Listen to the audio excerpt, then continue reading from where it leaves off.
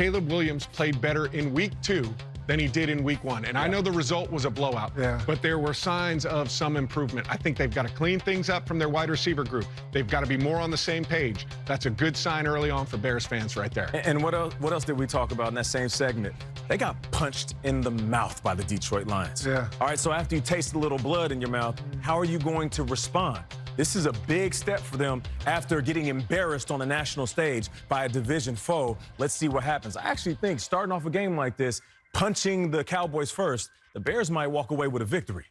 JB. You get excited about being punched in the mouth? I wanted to get that in there pretty quickly because I feel good for Caleb Williams. Gotcha. I hear you on that. So in Roman one other quarterback that was in that class that wasn't playing today, the Commanders. We had the highlight earlier. That's a good win for the Washington Commanders. Yes, it was. Marcus Great. Mariota came in there, played very well. They ran special football. teams, they ran the football, played good special teams. Defense played solid. That's the kind of win you need when your star quarterback is out. Who says the ground game is not important? I mean, whoever. And welcome back to the State Farm Post Game Show, and back to the highlights we take you. All right, let's go, JB. Texans taking on the Jaguars, and right here, it's going to be C.J. Stroud finding a wide open Nico Collins. Must have been a bust in coverage right there for the 50-yard touchdown to tie the ball game at 10. Jacksonville going to respond, though. Travis Etienne Jr. takes it right up the middle, going to wiggle his way to the back for the 10-yard touchdown, puts the Jags on top 17-10. Driving to try and tie this ball game up. C.J. Stroud, that ball is going to be tipped, intercepted, and picked off by Antonio Johnson. Jaguars win 17-10 in a hard-fought AFC South battle. Up next. And here we go. We got Nashville. It's going to be Indianapolis Colts, and right here, Cam Ward, young rookie mistake, third in the flat. Kenny Moore just waiting on that thing for 32-yard interception return. And Jonathan Taylor complementing this offense with Daniel Jones. He's going to take it up the middle. Jump cut right there. Taking some tackles, 46 yards. And it was Colts winning this game very easily, 41-20. The defense one takeaway and 4 sacks. It was the New York Jets. And you know what, Coach? I know one of the things you liked about Coach Steichen there, a coach emphasizing discipline.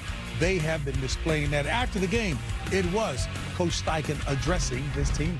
Love the process. Love the process. Love the grind. Play together. That's what it comes down to, man. Everyone doing their job at a high level. It's a commitment to excellence, right? We don't let anything slide.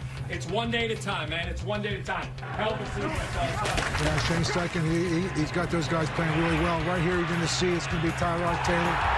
It's going to be throwing the ball. Jamal Dean's going to take it back to the house for 55 yards and a touchdown. And then the Jets, at the end of the game, Will McDonald, the jump, block, pick up and return from 50 yards is going to give the New York Jets the lead in the fourth quarter. This makes my man Aaron Glenn a very, very happy young coach. Yes, Aaron. He is. He's going to run down there, and he's going to run back. But it gets all of a sudden the highs and then the lows. Chase McLaughlin, 36 yards for the game-winning field goal, and it's going to be the Tampa Bay 29 and the Jets 27. That's a resilient Bucs group right there, finding a way to get the job done at the end of it. But let's stay in the NFC South. What happened? Okay. I don't really want to show this one, fellas. I don't want to show this one. All right, we got the Falcons taking on the Panthers. This is Bryce Young. He's going to be looking to his right. Nope, nothing there. Going to wiggle to his left, find his way out there. 4-yard touchdown. Puts the Panthers on top early, 7-0. But it was the Panthers all day. Really? Falcons offense struggled. Right here, Michael Penix, again, looking to the outside. How many times have we seen this today? Looking outside, and blindly throw that flat, pick right? 6, going back the other way. Carolina gets it done at home. Who would have saw this coming? No one. 30-0. Disappointing effort from the Falcons. Congratulations to the Carolina Panthers. How about we talk about Daniel Jones, though? Yes. Okay? What he's done in Indianapolis in the first 3 weeks, it's been special. Yeah. It really has. And I think there's a separating that's going on. We watched all of the AFC South today play, right?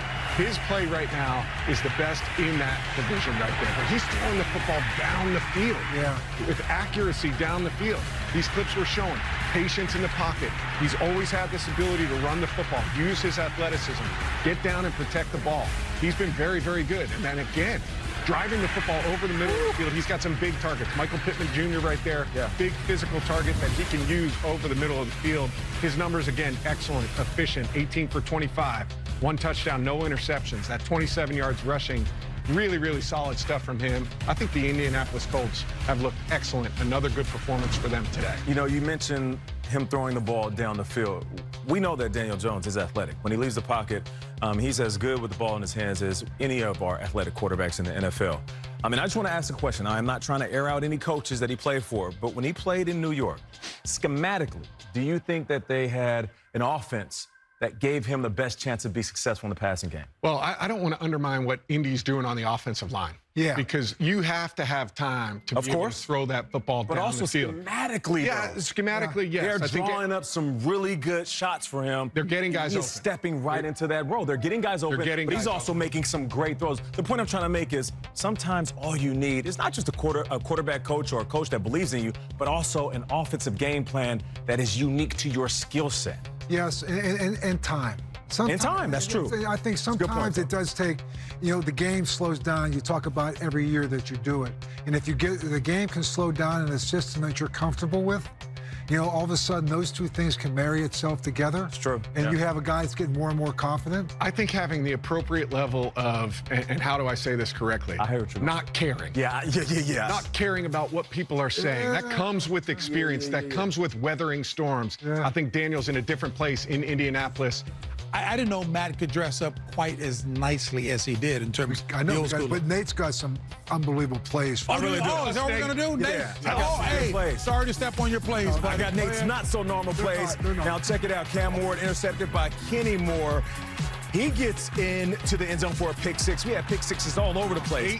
And then it's Shaw Smith-Wade, pick six to the crib, intercepting Michael Penix. A little celebration there. And then Tyrod Taylor throws the interception. Jamel Dean. And then they do a little Farman celebration right there. And then Isaiah Rodgers, really the player of the day. A pick six. That one right there, 87 yards to the crib. Justin Jefferson loving it. And then he does a peanut punch, scoops and scores the fumble that he created. That's another touchdown. This is all in the first half. Oh, get one more. And then he punches the ball out again. Vikings hop on it. Isaiah Rodgers, he had himself a day. All right, check out this, though. Jordan Davis blocks the last-second field goal and then goes 61 yards for a touchdown. Big fella doing his thing. And then the Jets, Will McDonald blocks it and then goes 50 yards for the TD. Aaron Glenn, do your dance. Todd Bowles. He wasn't loving it, but he will get the last laugh, though. He got it done. They got the job done. What a day. I just want to hear what Marshall and Johnny We got some more teach tape for the peanut punch. We'll be checking that out. Hey, but this was a fun day in terms of us to throw. Oh, look at that. Hey, my grandkids say, look here, is that Samuel L. Jackson? Now, Pop, right there. You didn't curse, did you? Just said, no. Nope. Oh, no profanity. Yep, go ahead. Nate, narrate. Oh, yeah, and we got Coach. How would you describe that look? It's the 70s. Yeah, I got the Nate, describe yours, Nate. Yeah, poach chop sideburn. And then, I think that's it. And America has spoken. Who looked the best? Coach Cowher. Look great. Then Matty Ice. Wait a minute. Nate's fans must not have been watching the show. Oh, it's all right. I love their look. Coach looked amazing. Listen,